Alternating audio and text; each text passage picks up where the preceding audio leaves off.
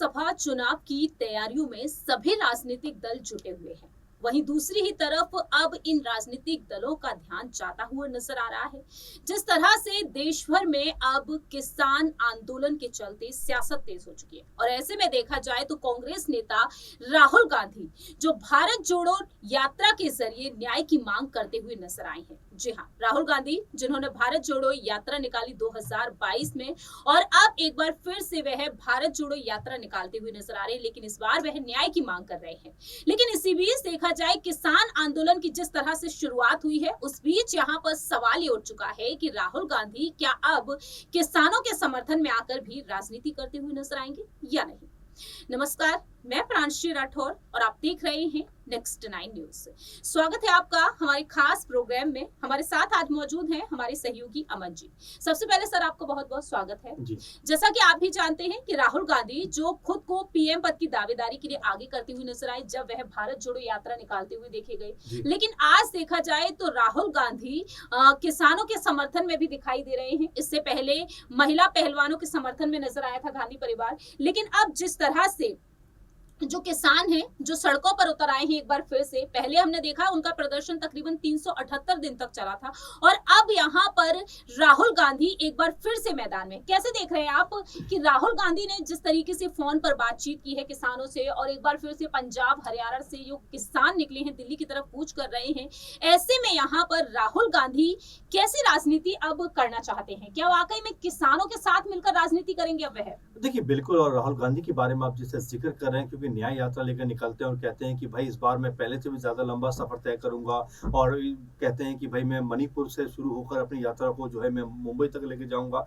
लेकिन जिस तरह से उनकी राह में तमाम सारे अवरोध उत्पन्न हुए, तमाम सारी बातें निकल कर सामने आई, तमाम सारे उनके साथ में जो साथी थे उनके हाथ छूटे उनके हाथों से, ये कहीं ना कहीं बताता है कि इस तरह से राहुल गांधी की जो न्याय यात्रा वो कहीं ना कहीं ठंडी पड़ती हुई नजर आई, कहीं ना कहीं उनके लिए ही मुश्किलों का सबब बनती हुई नजर आई। आपने देखा असम में उनके ऊपर जिस तरह FIR दर्ज होती है, बंगाल आते आते ममता बनर्जी उनके साथ में खड़े होने से मना कर देती है, बिहार जाते जाते नीतीश कुमार अपना जो है पाला बदल लेते हैं और बीजेपी की तरफ चले जाते हैं। दिल्ली में लगातार हम देख ही रहे हैं कि जिस तरह से अरविंद केजरीवाल उनकी जो पार्टी है वो लगातार उनको एक सीट देने की बात कर रही है। पंजाब में भी हम लोग देख रहे हैं कि वो एक भी सीट देने की बात नहीं कर रहे हैं। तो ये जो न्याय यात्रा राहुल गांधी की उनके लिए तो सुखद नहीं हो पा रही। तो ऐसे में उनको भी एक बड़े मुद्दे की तलाश है, किस तरह से उनको एक बड़ा मुद्दा मिले जिससे बीजेपी को वो घेरते हुए नजर आ जाए। यहीं पे उनको जो किसान आंदोलन उसके रूप में एक बड़ा पॉइंट कहीं ना कहीं मिलता हुआ दिखाई पड़ रहा है, जिससे उनको लगता है कि अगर इस मुद्दे पर जो है बयानबाजी की जाए, इस मुद्दे का समर्थन किया जाए तो कहीं ना कहीं उनको अटेंशन मिल सकती है, क्योंकि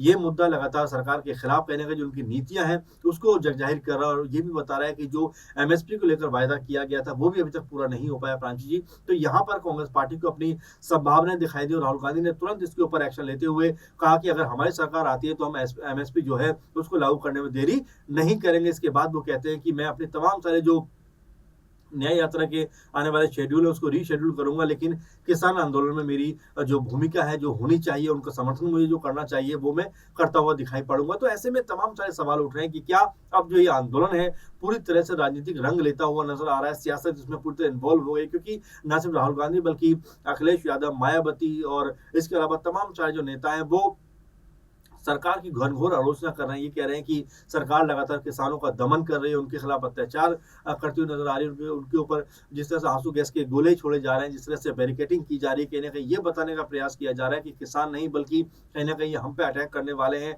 हमारी जो कह सकते हैं कि जो दिल्ली है उसके अंदर ये घुसकर कहीं ना कहीं दिल्ली को खराब करना चाहते हैं। ऐसे तमाम सारे जो चीजें हैं वो निकल कर सामने आ रही है, क्योंकि दिल्ली की जिस तरह से किलेबंदी की गई उसको लेकर सवाल उठ रहे हैं। ऐसे में अब राहुल गांधी जिस तरह की बातें कहते हुए नजर आ रहे हैं उससे साफ लग रहा है कि वो राजनीति करने के मूड में नजर आ रहे हैं और जाहिर बात है कि 70% की जो आबादी है कहीं ना कहीं उनको दिख रहा है कि ये एक बड़ा वोट बैंक साबित हो सकता है उनके लिए। अगर यहाँ पर सहानुभूति के तौर पर उन्होंने अगर किसानों का समर्थन किया तो इसके एवज में उनको लोकसभा चुनाव में एक अच्छा खासा वोट बैंक मिल सकता है। वाकई में फिलहाल देखा जाए तो किसान जिस तरीके से आंदोलन छेड़ते हुए नजर आ रहे हैं, उनका कहना साफ तौर पर यही है कि मांगे पूरी नहीं की जाएंगी तो वह इस तरह से नहीं रुकेंगे। शंभू बॉर्डर का नजारा काफी अलग नजर आया है और ऐसे में देखा जाए इसी नजारे को देखते हुए कांग्रेस से जो यहाँ पर तमाम दिग्गज नेता है वह मैदान में उतरे हुए हैं। प्रवक्ता सुप्रिया श्रीनेत की अगर बात कर ली जाए, हर एक मुद्दे पर अपनी बात रखती हैं। तो मोदी सरकार के खिलाफ एक बार फिर से उन्होंने बात रखी है। तो आपको सबसे पहले सुप्रिया श्रीनेत का वो बयान सुनाते हैं कि आखिरकार सुप्रिया श्रीनेत ने क्या कुछ कहा है। देखिए सर। एक छोटा सा उदाहरण ये है कि 2005 से 2011 के बीच में मनरेगा में जो राशि यूज होती थी, इस्तेमाल होती थी, उसमें भारी गिरावट आई। ऐसा क्यों हुआ? ऐसा इसलिए हुआ क्योंकि मनरेगा ने रूरल क्षेत्रों में, ग्रामीण क्षेत्रों में एक फ्लोर प्राइस दिया मजदूरी का, और उसके बाद जो सेमी स्किल्ड और अनस्किल्ड लेबर था उसने अलग अलग तरीके के काम किए वहां पर, और उसमें ज्यादा मजदूरी मिली क्योंकि मनरेगा ने एक फ्लोर प्राइस, एक न्यूनतम प्राइस तय कर दिया था। तो एमएसपी इसी तरह से एक हस्तक्षेप का टूल है, हस्तक्षेप का कारण है, जिससे कि प्राइसेस में स्थिरता आ सके, जिससे कि किसान भारी नुकसान से अपनी फसल ना बेचे और उसका बहुत बड़ा नुकसान ना हो। तो असलियत यह है कि सरकार के इशारों पर व्हाट्सएप से पढ़ देना एक बात है, थोड़ी तो अपनी अकल भी लगाइए। सरकार तो एक अंशी खरीदती है, कहां से 11 लाख करोड़ हो गया? और एक बात और है, जब 14.5 लाख करोड़ की ऋण माफी हो रही थी सूट बूट वालों की, तब चिंता नहीं जताई। जब 4.5 लाख करोड़ कॉर्पोरेट टैक्स को 32% से घटा के 22% पे किया गया और राजकोष को घाटा हुआ, तब चिंता नहीं जताई। किसानों की बात पर सरकार के भ्रम और झूठ को फैलाने के बजाय थोड़ी सी विवेक और थोड़ी सी बुद्धि का खुद भी इस्तेमाल कीजिए। सुना आपने, सुप्रिया श्रीनेत ने साफ तौर पर यहाँ पर अपनी बात रखी है और वह उस कर्जे को लेकर भी साफ तौर पर बीजेपी पर हमलावर होती हुई नजर आई है कि एमएसपी को लेकर जो कानूनी है, कानूनी तौर पर देखा जाए तो क्यों यहाँ पर किसानों की मांग को पूरा नहीं किया जा रहा है। बात यहाँ पर कर ली जाए कृषि मंत्री अर्जुन मुंडा के बारे में, जो साफ तौर पर नसीहत यही दे रहे हैं कि देखिए शांति से बैठकर मामला सुलझाया जा सकता है, लेकिन लगता नहीं है कि ये मामला शांति से सुलझाया जाएगा। तो अर्जुन मुंडा की उस बयान को सबसे पहले सुनाते हैं, बाद में जानते हैं कि अमन जी का इस पर क्या कुछ कहना रहेगा। देखिए जरा। किसान संगठनों के साथ हम हमेशा रचनात्मक ढंग से, सकारात्मक ढंग से बात करने की जो कोशिशें हैं वो जारी रहेगी और हम बातचीत करने के लिए तैयार हैं। किसान संगठनों को ये बात समझना बहुत जरूरी है कि जो कानून की बात की जा रही है वो कानून के बारे में इस तरीके से कोई निर्णय नहीं लिया जा सकता है जिससे कि बाद के दिनों में सबके लिए बगैर सोची समझी स्थिति के बारे में लोग आलोचना करें। बल्कि हमें यह कोशिश करना चाहिए कि हम इसके सारे पक्षों का ध्यान रखें और उस पर चर्चा करें। आपने देखा, अर्जुन मुंडा ने ये साफ कर दिया है कि शांति से इस मामले को सुलझाया जा सकता है। अमन जी, आपको लगता है कि ये मामला शांति और सोच विचार से सुलझता हुआ नजर आ रहा है? आग के गोले, माफ कीजिएगा, आंसू गैस के गोले तो उन पर बरसाए जा रहे हैं। देखिए बिल्कुल, और न सिर्फ आंसू गैस के गोले बल्कि रबड़ की गोलीबारी भी उनके ऊपर हुई है। एक आध दो किसान भी घायल हुए। तो ऐसे में कहीं ना कहीं अर्जुन मुंडा जो कृषि मंत्री हैं उनको सोचना चाहिए, समझना चाहिए किस तरह की बयानबाजी वो कर रहे हैं, क्योंकि अगर इस तरह का माहौल वो किसानों के खिलाफ बनाएंगे तो ऐसा लगेगा कि वो किसानों के जो है अहित का काम करने का प्रयास कर रहे हैं। क्योंकि देखिए, अगर किसी की जो मांग कोई है, अगर कोई अपनी बात को मनवाना चाहता है और दिल्ली में आकर प्रदर्शन करना चाहता है तो उसमें कोई खराब बात नहीं। हमने देखा इससे पहले चाहे अन्ना हजारे का आंदोलन हो या बाबा रामदेव का आंदोलन, सबको कहीं ना कहीं जो है परमिशन मिली है, रास्ता मिला है, जो कह सकते हैं इस तरह की सफर का। और न्याय यात्रा की बात करें तो राहुल गांधी को भी इस तरह से जो है रास्ता दिया जाता है, जो है चाहे जो गैर कांग्रेस सरकारें भी वहां पर भी उनको अच्छा खासा तरीके से सपोर्ट किया जाता है। तो ये कहना कि किसान दिल्ली में नहीं आ सकते, यहाँ पर आकर प्रदर्शन नहीं कर सकते, मेरे ख्याल से ये बहुत ज्यादा गैर वाजिब चीज है। और यहाँ पर सरकार को जरूर संज्ञान लेना चाहिए कि भाई अगर किसान अपना जो है कोई हक की बात रखना चाहते हैं तो आखिर उनको क्यों नहीं रखने दिया जा रहा है, क्यों इस तरह की जो किलेबंदी की जा रही है, क्यों इस तरह से रोड पे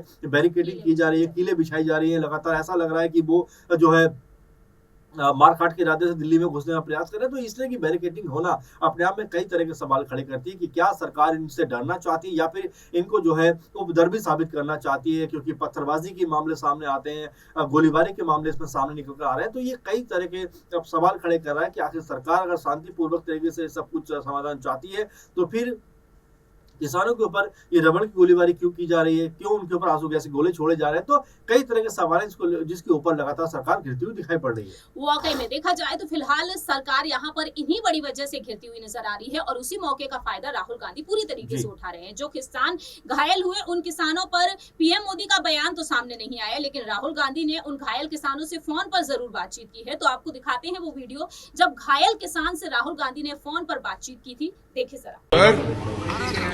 भैया मैं ना ये आर्मी में थे गुरमीत सिंह, यहाँ इस हॉल में काफ़ी लोग एडमिट हैं और एक गुरमीत सिंह से आपकी बात करवाता हूँ भैया। हेलो। फार्मर है, फार्मर। ये फार्मर है, एक्स आर्मी मैन है, फार्मर है। इनसे बात करवाता हूँ भैया, हॉस्पिटल में हूँ। बुलेट इंजरी है। ये 1 मिनट करें आप। सत श्री अकाल जी। बढ़िया सर। कहाँ चोट लगी आपको? सर मेरे एक आंख में है और दोनों हाथों पे छर्रे लगे हुए हैं गोलियों के सर। अच्छा। हाँ जी। पुलिस वालों ने मारे? पुलिस वालों ने डायरेक्ट गोली हिट किया जी। अच्छा, आंख में तो नहीं लगी ना? आंख में सर डायरेक्ट एक छर्रा लगा हुआ है, बाकी हाथों और दोनों हाथों पे है जी। अरे भाई, आपकी आंख दिख रहा है आपको ठीक से या नहीं, आंख डैमेज हो गई है? नहीं डैमेज तो नहीं है सर, ऊपर जो पलक होती है उसके ऊपर ही चोट है, बाकी आंख का बचाई है। अभी डॉक्टर साहब आए नहीं है, चेकअप होगा अभी। अच्छा है। हाँ जी, बचाई है फिलहाल आंख का जी। अच्छा, तो आपको शरीर पे छर्रे लगे? हाँ जी, हाँ जी सर। कितने लोग घायल हुए वहाँ पे? तकरीबन सर 100 से ज्यादा तो घायल हो चुके हैं, बाकी अभी चल रही लगातार फायरिंग सर। और सीरियस कितने लोग हैं? सीरियस तो सर ज्यादा नहीं है, तकरीबन 3-4 आदमी को ज्यादा चोट है। एक की तो दोनों आंखें डैमेज हो चुकी हैं सर। चंडीगढ़ 30 के करीब। अच्छा। सर मैं 17 साल आर्मी से सर्विस करके रिटायर हूँ। मेरे को मालूम है भी एक भीड़ को या जम्मू कश्मीर में कहीं या उसको भगाने के लिए डायरेक्ट हिट गोली कहाँ पे की जाती है। ये कोई टेराजिन कोई मिलिटेंट नहीं है सर, ये अपने देश के किसान हैं। बिल्कुल। सुबह की है डायरेक्ट हवा में चला सकते हैं? हवा में चला से सर, क्यों चलानी है? पैरों को भी चला सकते हैं। डायरेक्ट सिर के ऊपर हिट किया मेरे सर। बिल्कुल गलत है। हाँ जी।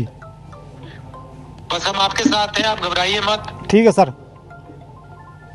और बहुत बहुत अच्छा आप इस चीज के लिए लड़ रहे हो, बहुत अच्छा है, ये जरूरी है देश के लिए। ठीक है सर। आपने देश के लिए काम किया, पहले किया और अब भी कर रहे हो। पक्का पक्का सर। शाबाश। Okay sir, thank you sir. Best of luck. Okay भैया यहाँ लोकल एमएलए हमारे दयाल कंबोजी, ये सब लोग हम आ गए हैं। किसी प्रकार की जो मदद की जरूरत है हम ऑलरेडी कर रहे हैं। कुछ जिनको सीरियस वो चंडीगढ़ की हैं, वो फिर मैं चंडीगढ़ जाके कल वहाँ पे जरूरत हो आप कर दीजिए। हाँ भैया, मैंने बताया। थैंक यू भैया।